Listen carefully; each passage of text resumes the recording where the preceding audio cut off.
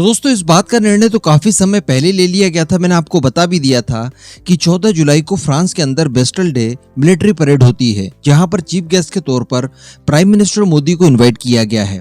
अभी हम लोग भी समझ सकते हैं कि अमेरिका हो या फिर फ्रांस हो, दोनों ही देशों द्वारा प्राइम मिनिस्टर मोदी को ये जो ऑनर्स दिए जा रहे हैं, एक तरफ स्टेट विजिट के लिए आमंत्रित किया जाता है तो दूसरी तरफ बेस्टल डे परेड के लिए चीफ गेस्ट के तौर पर आमंत्रित किया जाता है। तो मामला काफी ज्यादा गंभीर है। डेफिनेटली इस दौरान भारत के साथ ये दोनों ही देश अपने गठजोड़ को मजबूत करना चाहते हैं और इस बीच कई सारी डिफेंस डील्स को पूरा करना चाहते हैं। रिसेंटली हम लोगों ने अमेरिका में देखा, अमेरिका के द्वारा भारत के सामने कई सारे ऑफर्स रखे गए थे, जिनमें से जो ऑफर्स हमारे लिए सूटेबल थे हमने उन्हें एक्सेप्ट करके उन्हें डील में कन्वर्ट कर दिया, जिसमें तेजस मार्क 2 के इंजन की परियोजना सबसे बड़ी थी, जिसमें हमें टेक्नोलॉजी ट्रांसफर और साथ ही लोकल मैन्युफैक्चरिंग की सुविधा मिलेगी, जिससे भारत के अंदर इंजन निर्माण के लिए एक बेहतरीन इकोसिस्टम तैयार होगा। अब इसी तरह की चीज फ्रांस में भी होने जा रही है। डेफिनेटली वो चीफ गेस्ट के तौर पर आमंत्रित अगर कर रहे हैं तो यहाँ पर उनके भी अपने स्वार्थ जुड़े हुए हैं। सबसे पहली बात तो ये कि पश्चिमी देशों के बीच में एक रेस चल रही है कि भारत के लिए दूसरा रशिया कौन बनेगा, अमेरिका बनेगा या फिर फ्रांस बनेगा। और अगर पश्चिमी देशों की बात की जाए, इनके गुट की बात की जाए, तो ये दो देशों के अलावा कोई तीसरा देश ऐसा है भी नहीं जो कि रशिया की जगह ले पाए। हालांकि अच्छी बात यहाँ पर यह है कि इनके चलते भारत के कई सारे गोल्स पूरे हो रहे हैं, जैसे तेजस मार्क 2 में हुआ। अब यहाँ पर मैंने आपको कल परसों एक वीडियो बनाकर दिया था कि फ्रांस के अंदर इस समय पेरिस में जो एयर शो चल रहा है उसमें DRDO की GTRE के कुछ साइंटिस्ट पार्टिसिपेशन के लिए गए हैं और ये टीम वही है जो कि एमका को लीड कर रही है, एमका परियोजना के ऊपर काम कर रही है और सारे निर्णय इसी टीम द्वारा लिए जाते हैं। मैं आपको बता दूं कि इस टीम में जो कि फ्रांस की विजिट पर गए हैं, इनमें DRDO के प्रमुख कामत साहब भी मौजूद थे, जिन्होंने साफरान फैसिलिटी का विजिट भी किया, जहां पर इंजन वगैरह बनाए जाते हैं, M88 वगैरह, जो कि रफाल में इस्तेमाल भी किए जाते हैं। और इस दौरान माहौल कुछ ऐसा दिखाई दे रहा था मानो अंदर खाने पूरी डील कंप्लीट हो चुकी है। हम सभी जानते हैं कि एमका के लिए 110 से लेकर 120 किलो न्यूटन वाला एक next generation high thrust engine हम लोग किसी विदेशी पार्टनर के साथ बनाना चाहते हैं, जिसमें साफरान भी एक है। और इस डील में खास बात यह रहेगी कि न केवल टेक्नोलॉजी ट्रांसफर और लोकल मैन्युफैक्चरिंग होगी, बल्कि इस डील में हमें IPR भी चाहिए होगा, ताकि इन फ्यूचर हम इसे और ज्यादा अपग्रेड कर सके हमारी मर्जी से और साथ ही इसे किसी भी देश को एक्सपोर्ट कर सके। किसी भी देश द्वारा बनाए गए फाइटर जेट में हम इस इंजन का इंटीग्रेशन भी कर सकें। तो ये सारी सहूलतें हमें चाहिए। इसके लिए हम लोग काफी ज्यादा पैसा भी इन्वेस्ट करने के लिए तैयार हैं।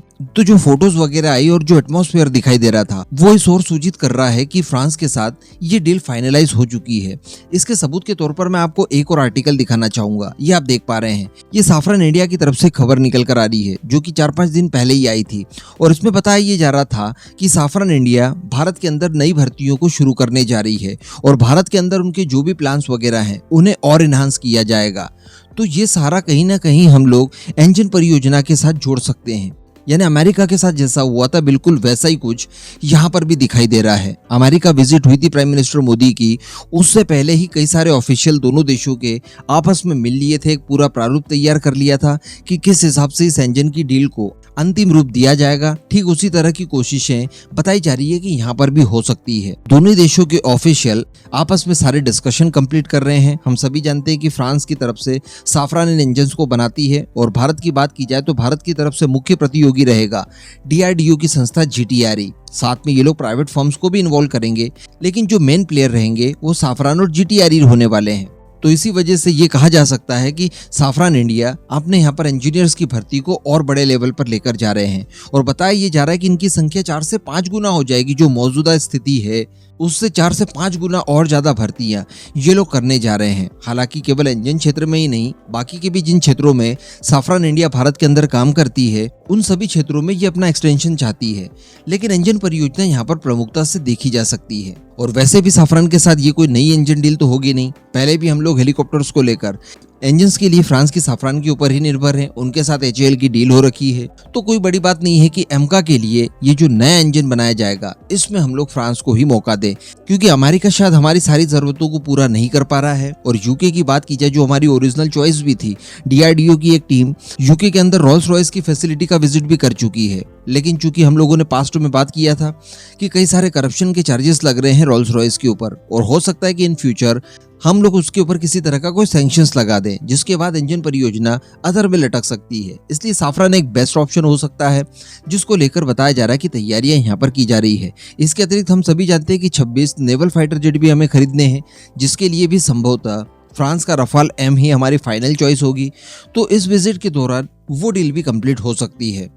इस वजह से ये सारी तैयारियां चल रही है। भारत के ऑफिशियल फ्रांस पहुंचे हैं और वहां पर उनकी इंजन फैसिलिटी का प्रॉपर विजिट वगैरह किया जा रहा है। सारी कुछ चीजें समझी जा रही है। वैसे इन सब पर अंतिम निर्णय क्या होगा, किस तरह की डील वगैरह होगी, ये तो हमें 14 जुलाई के आसपास ही पता चलेगा, जब प्राइम मिनिस्टर मोदी फ्रांस पहुंच चुके होंगे। लेकिन इस बीच मेरी नजर बनी रहेगी और जो भी इससे संबंधित बड़ी खबर निकल कर आती है, मैं आपको वीडियो बनाकर सूचित कर दूंगा। इस पूरे मुद्दे पर अब आपका जो भी मानना हो नीचे कमेंट करके जरूर बताइएगा।